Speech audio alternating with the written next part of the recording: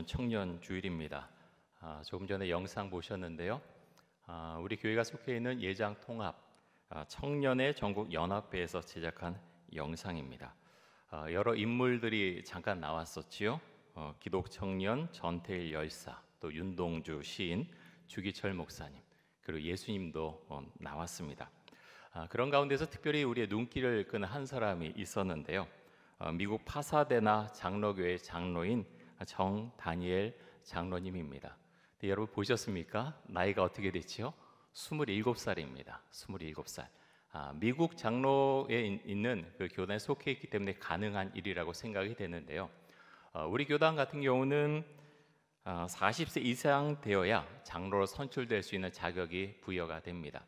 안수 집사님이나 권사님 되시려면 35세 이상 되어야 하고요. 서리 집사님은 25세 이상 되어야 되지요. 나이를 제한을 둔 것은 그 많은 이유가 있기 때문이지요. 신앙에 어떤 연수도 있어야 되고 여러 가지 이유에서 이렇게 나이 제한을 두었을 것입니다. 그럼에도 불구하고 이 27살의 정다니엘 장로님 그 모습 보면서 참 많은 생각을 하게 되고 참 많은 도전을 받게 됩니다. 사회가 급변하고 있고 이 급변한 사회 가운데서 우리는 어떤 모습을 갖고 교회 안에서 한 공동체를 이루면서 함께 나가야 될 것인가, 또 많은 생각을 하게 됩니다. 청년주의를 앞두고 예장통합 청년의 전국연합회에서 설문을 진행을 했습니다. 지역 장청 임원 등 지도부를 중심으로 해서 32명이 설문에 답을 했는데요. 이런 질문을 했습니다. 여러 질문이 있었지만 한 가지 질문에 대해서 말씀을 드리겠는데요. 교회 정책에 청년의 입장이 반영되고 있느냐라는 질문을 했는데 90.6%의 이 청년들이 교회 정책에 청년의 입장이 거의 반영 안 되고 있거나 매우 부족하다라고 답변을 했습니다. 여러분, 우리 교회에서 설문조사하면 어떤 결과가 나올까요? 저는 비슷하지 않을까 생각을 해봅니다. 청년들뿐만 아니라 다양한 연령층의 다양한 의견들을 함께 좀 모으고 함께 힘을 모을 수 없을까, 그런 생각을 오늘 그 잠깐의 영상을 보면서 생각을 했고요. 그런 방법에 대해서 또 연구하고 기도해야 되겠다라는 생각을 하게 됩니다. 소통과 공감이 필요하죠. 우리가 사는 이 시대에 특별히 소통과 공감에 대해 굉장히 많이 이야기를 하고 있는데 교회 안에도 마찬가지일 것입니다. 소통과 공감이 필요하지요. 소통과 공감을 위해서 두 가지가 필요하다고 생각이 되는데요. 먼저는 평소에 자신의 마음을 편하게 이야기할 수 있는 관계가 먼저 선행되어야 할 것입니다. 두 번째는 함께 이야기를 나눌 수 있는 소통의 장이 필요하겠지요. 두 가지가 필요합니다. 먼저 어떤 관계가 이루어져야 되고요. 두 번째는 그 생각을 함께 나눌 수 있는 모임이 필요하다는 거죠. 정신과 의사인 정혜신 씨가 쓴 당신이 옳다라는 책에 보면 공감에 대해서 이렇게 설명을 하고 있습니다. 잘 보십시오. 공감은 다정한 시선으로 사람 마음을 구석구석 찬찬히 환하게 볼 수 있을 때 닿을 수 있는 어떤 상태다. 다정한 시선이 있어야 된다는 겁니다. 사람의 내면을 한 조각 한 조각 보다가 점차로 그 마음의 전체 모습이 보이면서 도달하는 깊은 이해 단계가 공감이다. 상황을, 그 사람을 더 자세히 알면 알수록 상대를 더 이해하게 되고 이해하면 할수록 공감은 깊어진다. 여러분, 그래서 사실은 공감은 쉽지 않습니다. 어떤 사람이 어떤 이야기를 하면 그렇구나 하면서 만약 건성으로 고개를 끄덕인다라고 하면 공감이라고 말할 수 없겠지요. 그 사람의 마음 상태를 깊이 생각하고 그 사람의 감정도 헤아리고 하면서 그렇게 공감할 때 그것을 가리켜서 공감한다라고 말할 수가 있겠죠. 공감하려면 관심과 사랑의 마음이 있어야 합니다. 우리 청년들과 우리 청년부 한문 공동체를 향해서 공감해 줄 수 있으면 정말 좋겠습니다. 많은 관심 가져주시고 또 기도해 주시기 바랍니다. 자, 오늘 우리가 이제 시편 119편 말씀을 오늘 설교 본문 말씀으로 읽었는데요. 시편이 전체 몇 편으로 구성이 되어 있습니까? 몇 편이죠? 150편이죠. 시편이 150편입니다. 그 중에서 가장 긴 시편 말씀이 어디인가요? 예, 119편이죠. 성경 퀴즈 문제도 많이 냈던 것 같아요. 119편 압도적으로 가장 깁니다. 엄청나게 깁니다. 몇 절로 구성되어 있나요? 176절. 176절로 구성이 되어 있습니다. 이제 연으로 좀 나눠볼 수가 있는데요. 각 연이 8절로 구성이 되어 있고 22개의 연으로 구성이 되어 있습니다. 그래서 한 연이 8절이고요. 그런데 이 시편 119편 같은 경우는 시를 이제 좀 나누게 될 때 답관체 형식의 시편이다 이렇게 나눕니다. 답관체 형식의 시편이다. 이 답관체 시편 어떤 시편인가 하면 알파벳이 이제 22개의 자음으로 구성이 되어 있습니다. 알렙, 베트, 길멧, 달렛, 헤이, 바브, 자이 뭐 이렇게 쭉 나가는데요. 22개인데 이 22개를 이제 각 연마다 시작을 하는 겁니다. 알렙으로 시작하는 뭐 이제 119편 1절 같은 경우는 아슈레라는 이제 단어로 시작을 하는데요. 2절에도 이제 알렙이 포함된 단어로 시작하고 그래서 8절까지 계속 알렙으로 시작하는 단어가 있는 거예요. 그 다음에 9절부터 16절까지는 베트가 포함된 단어가 연결이 되는 거죠. 그래서 우리나라 말로 하면 이제 자음, 기역, 니은, 디귿 이것을 이제 쭉 이제 각 연마다 배열해서 이제 시작을 한 그렇게 배열한 시편을 답관체 시편이다라고 말합니다. 그런데 이 시편 119편에는요 아주 뚜렷한 특징이 하나 있습니다. 그것이 무엇인가 하면 각 절마다 하나님의 말씀, 여호와의 율법 이런 의미의 단어가 꼭 들어가 있습니다. 100%는 아니지만 거의 100% 가까이 들어가 있습니다. 한번 보겠습니다. 1절과 2절, 3절 한번 연이어 보겠는데요.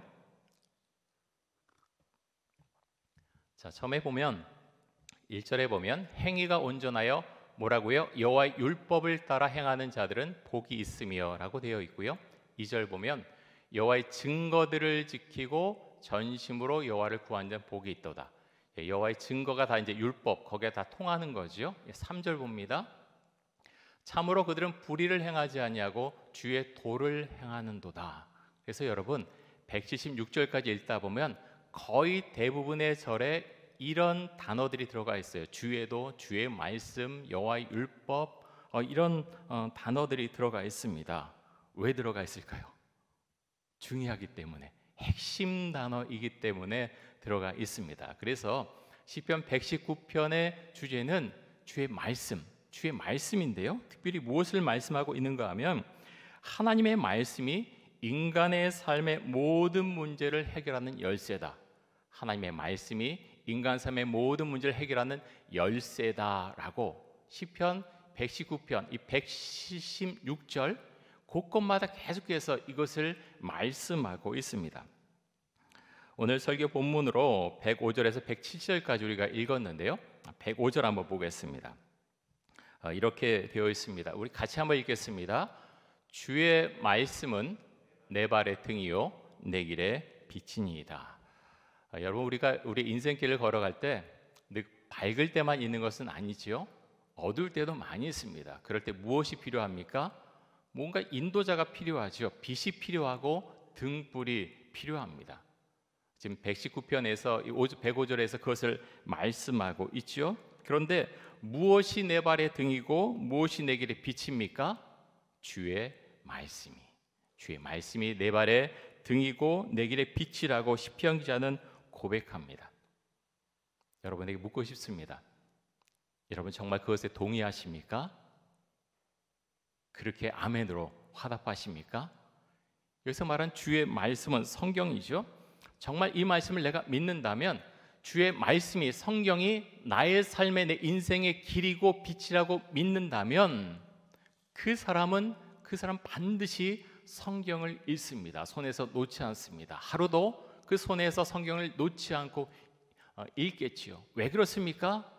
내 삶의 인도자가 되어주기 때문에, 내 삶의 등불이기 때문에, 내 삶의 빛이기 때문에 그 말씀을 읽습니다. 읽지 않으면 내가 어두운 가운데 길을 잃어버릴 수 있다라는 생각을 분명히 갖고 있기 때문에 말씀을 읽겠지요. 여러분, 우리는 왜 성경을 이렇게 필사적으로 읽어 나가야 할까요? 저는 세 가지로 정리를 해보았습니다. 첫 번째는 인생을 방황하지 않고 길을 찾아 나가기 위해서, 인생을 방황하지 않고 길을 찾아 나가기 위해서 우리는 성경을 반드시 매일매일 읽어야 합니다. 두 번째, 왜 이렇게 성경을 읽어야 되는가? 두 번째 이유는 하나님을 더 많이 알아가기 위해서 우리는 성경을 읽습니다. 여러분, 그렇죠? 하나님을 알려면 가장 좋은 방법이 무엇입니까? 성경을 읽는 것입니다. 성경을 읽을 때 하나님을 더 많이 알 수가 있습니다. 성경을 읽는 세 번째 이유는 예수님을 닮아가는 삶을 살고자, 예수님을 닮아가는 삶을 살고자 성경 말씀을 읽습니다. 그래서 건서로 읽지 않고요, 말씀을 읽을 때 주의 영이 내 안에 임하게 하여 주옵소서 기도하면서 성령의 임재를 구하면서 이 말씀에 순종하게 하여 주옵소서 하면서 그 말씀 읽고 그 말씀을 따라 순종하게 됩니다. 시편 기자는 그것을 믿었지요. 정말로 믿었기 때문에 106절에서는 또 이렇게 고백을 하고 있습니다. 106절 보겠습니다. 우리 같이 한번 읽습니다. 주의 의로운 규례들을 지키기로 맹세하고 굳게 정하였나이다. 시편 기자는요, 정말 믿었던 거예요. 하나님의 말씀이 내 삶의 빛이고 내 삶의 등불이다라는 것을 분명히 믿었죠. 그래서 그는 마음에 굳게 정합니다. 주의 말씀들을, 주의 의로운 규례들을, 말씀을 내가 지키겠습니다. 맹세하고 굳게 정합니다라고 그는 고백을 하고 있습니다. 여러분, 우리에게 이런 고백이 있습니까? 여러분 어떻습니까? 마음속으로 한번 생각해 보십시오. 그런 고백이 있습니까? 너무너무 중요합니다. 목사님이 말씀하시니까 하면 더 좋겠지라고 하면 생각이 혹시라도 든다면 아직은 아니죠. 절실한 마음이 있을 때 성경을 펴고 절실한 마음으로 말씀을 보게 되겠죠. 말씀이 우리의 마음속에 담겨져 있지 않으면 우리의 영은요, 서서히 죽어갑니다. 정말 죽어갑니다. 거룩한 영이 우리를 떠나가게 되겠죠. 마음속에 있는 은혜가 점점 메말라가게 됩니다. 우리의 삶에, 우리 마음 가운데 은혜가 메말라가는 이유가 여러 가지가 있지만 그중에 가장 핵심적인 것 중에 하나는 성경을 읽지 않을 때 우리의 마음에 은혜가 사라져 가게 됩니다. 하나님의 말씀을 지키고 살기로 굳게 결심한 시편 기자는 하나님께 이렇게 말씀을 드립니다. 107절입니다. 이 말씀도 같이 한번 읽습니다. 나의 고난이 매우 심하오니 여호와여 주의 말씀대로 나를 살아나게 하소서. 시편 기자는 고난 중에 있습니다. 어려움 중에 있습니다. 그래서 너무나 힘들어합니다. 그래서 돌파구를 찾게 되죠. 어떤 돌파구를 찾습니까? 그렇게 고백하지요. 주의 말씀대로 나를 살아나게 하소서. 주의 말씀을 찾습니다. 삶 가운데 많은 일들이 있지만 그가 선택한 방법은 하나님의 말씀입니다. 말씀을 붙듭니다. 말씀을 읽고 묵상하고 그리고 말씀을 가지고 기도합니다. 그리고 믿습니다. 순종합니다. 이 말씀대로 나를 살려주옵소서라고 그는 기도합니다. 사랑하는 성도 여러분, 마음속에 소망이 사라지고 힘이 없어지고 인생이 내가 어떤 길로 가야 될지 모르는 그런 마음 상태에 있으신 분이 계십니까? 그렇다면 하나님의 말씀을 붙잡으십시오. 정말로 붙잡으십시오. 성경을 펴고 읽으십시오. 하나님께서 나에게 무엇이라 말씀하시는지 그 말씀을 들으십시오. 2000년 전에, 정말 오래전에, 또 그 이전에 몇천 년 전에 주셨던 그 말씀이 옛날 죽은 문자로 그렇게 남아있는 것이 아니라 바로 나에게 주신 말씀임을 믿음을 가지고 그 말씀을 읽어나가면서 주 앞에 기도하면서 말씀을 읽어나가십시오. 그렇게 읽어나갈 때 하나님께서 반드시 우리에게 말씀해 주십니다. 아브라함에 대해서 함께 좀 생각을 해보고자 하는데요. 아브라함을 뭐의 조상이라고 우리가 보통 부르죠? 믿음의 조상. 그렇죠. 믿음의 조상. 왜 그렇게 부르겠습니까? 믿음이 엄청나기 때문에, 믿음이 탁월하기 때문에 믿음의 조상이라고 부르겠죠. 그런데 여러분, 지금 수요일에 창세기 강의를 하고 있는데요. 창세기 말씀을 거의 다 읽어보셨을 것 같아요. 그런데 창세기 말씀 읽다 보면 어떻습니까? 아브라함에 대한 내용 읽을 때 아브라함에 대해서 등장한 모든 내용들 보면서 참 역시 믿음의 조상답다, 탁월하다, 그렇게 생각하시면서 말씀을 보십니까? 그렇지 않은 곳들이 여러 군데 있습니다. 대표적인 것 중에 하나가 가나안 땅에 흉년이 들어서 아브라함이 애굽 땅으로 가게 되죠. 거기 가서 뭐라고 이야기합니까? 자기의 아내를 가리켜서 나의 누이다라고 소개하죠. 그래서 어떤 일이 벌어집니까? 한번 거짓말한 것으로 끝난 것이 아닙니다. 창세기 12장 19절 한번 보겠습니다. 자, 이런 일이 벌어지는데요. 내가 어찌 그를 누이라 하여 내가 그를 데려다가 아내를 삼게 하였느냐? 내 아내가 여기 있으니 이제 데려가라 하고. 자, 어떤 일이 일어났습니까? 바로가 아브라함이 자신의 아내 사례를 가리켜서 누이라고 하자 그녀를 데려다가 뭐로 삼았다고요? 아내로 삼았습니다. 그리고 그 대가로 아브라함은 양이나 소, 낙타 같은 것을 받게 되죠. 그리고 아무런 항변도 하지 않았습니다. 항변을 조금 했는지도 모르죠. 하지만 아무것도 사실은 이 말씀 가운데 나와 있지 않죠. 수치스러운 일을 아브라함은 행했습니다. 그런데 정말 놀라운 건 이런 아브라함이지만 하나님께서 놀랍도록 정말 놀라운 믿음의 사람으로 그를 변화시켜 가신다고 하는 것입니다. 하나님을 처음 믿을 때부터 탁월한 사람은 없지요.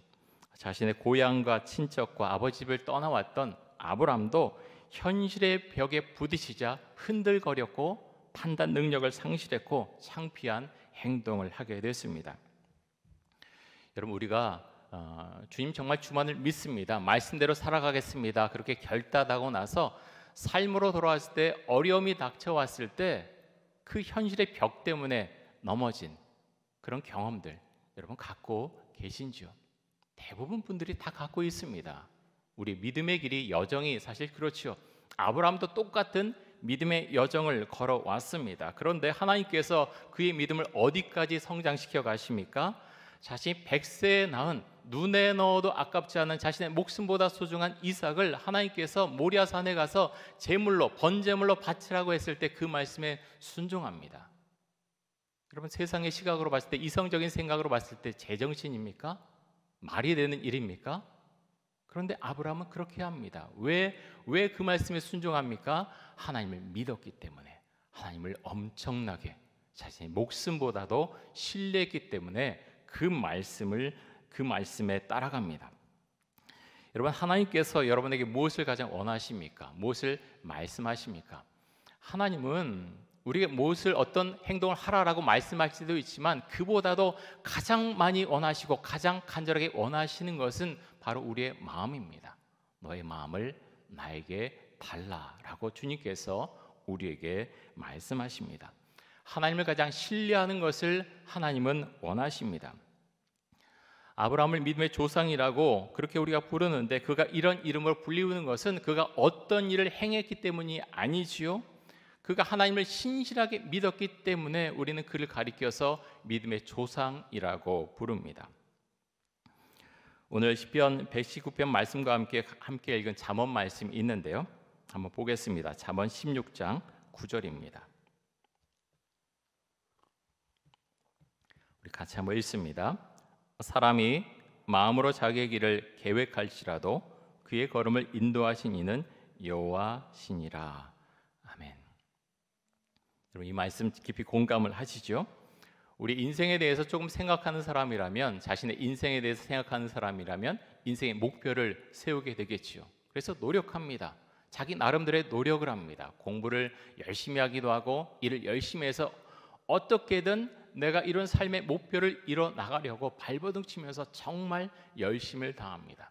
이 점에 있어서는 하나님을 믿는 사람이나 하나님을 믿지 않는 사람이나 동일합니다. 노력하고 열심히 애를 쓰게 되겠죠. 그런데 여러분, 무엇이 다릅니까? 하나님을 믿는 사람의 목표는, 구체적인 목표는 다를 수 있지만 지향점은 똑같습니다. 무엇을 지향합니까? 하나님의 영광을 위해서 나아갑니다. 근데 여러분, 이 말씀이 굉장히 막연하게 들릴 수 있어요. 하나님의 영광을 위해서. 도대체 무슨 말씀입니까? 그래서 수도 없이 많이 그런 이야기를 하는데 하나님의 영광을 위한다는 것이 무엇입니까? 라고 질문할 수가 있죠. 저는 두 가지를 말씀드리고 싶습니다. 하나님의 영광을 위해서 산다는 것이 무엇인가? 첫 번째, 우리가 살아갈 때 이 점을 늘 생각해야 됩니다. 내가 하는 이 생각, 나의 행동을 통해서 하나님께서 기뻐하실까? 나의 생각, 삶의 모습을 통해서 하나님께서 기뻐하실까? 하나님께 기뻐하시는 것이라면 하나님께 영광을 올려드리는 모습입니다. 그런 삶을 살고 있다는 거죠. 반대로 하나님의 마음을 슬프게 하고 아프게 하는 행동, 어떤 생각을 하고 있다면 그것은 하나님께 영광을 올려드리는 것이 아니겠죠. 하나님께 영광을 올려드린다라고 할 때 두 번째는 그 모습을 통해서, 나의 모습을 통해서 내가 예수님을 닮아가고 있는 것일까? 내가 예수님을 닮아가고 있는 것일까? 조금씩 닮아간다면 그것이 바로 하나님께 영광을 올려드리는 삶의 모습을 살아간다고 말씀드릴 수 있을 것입니다. 오늘 설교 제목이 나를 살아나게 하소서입니다. 나를 살아나게 하소서. 시편자는 주 앞에 고백합니다. 고난 중에 있는데 주님 저를 좀 살려주십시오. 그런데 무엇을 의지합니까? 하나님의 말씀으로 나를 살려주옵소서. 시편자는 고백합니다. 그래서 그는 고난 가운데 있지만 소망을 잃지 않았습니다. 사랑하는 성도 여러분, 이 시편자의 고백이 우리의 고백이 될 수 있기를 간절히 원합니다. 말씀을 붙잡음으로 살아나는 것입니다. 주의 은혜 가운데 들어가는 것입니다. 정말 살아나고 싶다면 절박한 마음으로 하나님의 말씀을 붙잡으십시오. 그냥 읽으면 읽고 말면 말지 하는 게 아니라 절박한 마음으로, 절실한 마음으로 하나님의 말씀을 펴고 읽기 시작할 때 그 말씀이 살아있는 말씀으로 나의 삶 가운데, 나의 마음 가운데, 심령 가운데 다가오기 시작할 것입니다. 이전에 있었던 죽어있는 문자가 아니라 살아있는 문자로 나에게 하시는 말씀으로, 새롭게 해석된 그 해석된 말씀으로 나에게 다가올 것입니다. 사랑하는 성도 여러분, 오늘 말씀에 나온 이 시편 기자의 모습처럼 하나님의 말씀을 붙잡고 살아나는 은혜가 우리에게 있기를 간절히 원합니다. 단순히 말씀만 읽는 것이 아니라 말씀을 읽을 때 주의 성령이 임재하기를 위해서 기도하십시오. 주의 성령께서 저희 심령 가운데, 마음 가운데 함께해 주옵소서라고 기도하면서 그 말씀을 읽어나갈 때 하나님께서 말씀을 통해서 우리를 다시 살려주시고 우리의 삶을 인도해 주시고 우리의 삶 가운데 빛을 비춰 주실 것입니다. 그런 고백을 하며 살아가는 귀한 은혜가 여러분의 삶 가운데 가득할 수 있기를 간절히 소망합니다. 우리 함께 기도하겠습니다. 이 시간 기도할 때 하나님의 말씀으로 나에게 닥친 인생의 문제를 풀어나가게 하여 주옵소서. 절박한 마음으로 하나님의 말씀을 읽게 해주시고 그 말씀으로 인해서 살아나는 은혜가 우리의 삶 가운데 있게 하여 주옵소서. 우리 함께 동성으로 기도하겠습니다.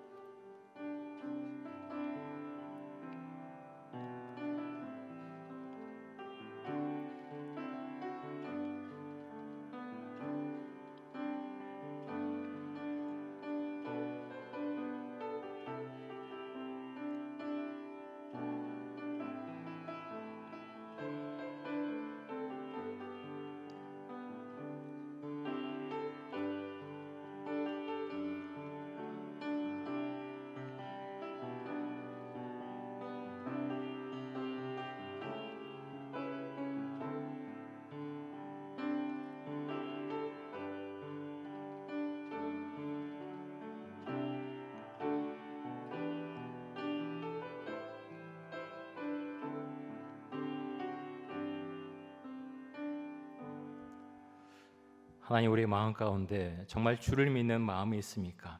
그렇다면 성경을 펼치고 읽을 수 있게 하여 주옵소서. 그 말씀을 읽고 그 말씀이 주고 있는 문자가 아니라 나의 삶 가운데, 현실의 삶 가운데 다가오는 살아있는 은혜로 우리의 삶 가운데 그렇게 들어올 수 있기를 간절히 원합니다. 우리 성도님들, 특별히 어려운 가운데 처해 있는 성도님들 가운데 함께 하셔서 오늘 시편 기자가 고백했던 것처럼 주의 말씀으로 인해서 살아나는 은혜가 임하기를 간절히 원합니다. 주님을 신뢰하며 나아갈 때 살아난 은혜가 있게 해주시고 삶의 소망을 갖게 해주시고 삶의 의미를 찾을 수 있도록 주의 은총을 베풀어 주옵소서. 예수 그리스도의 이름으로 기도드립니다. 아멘.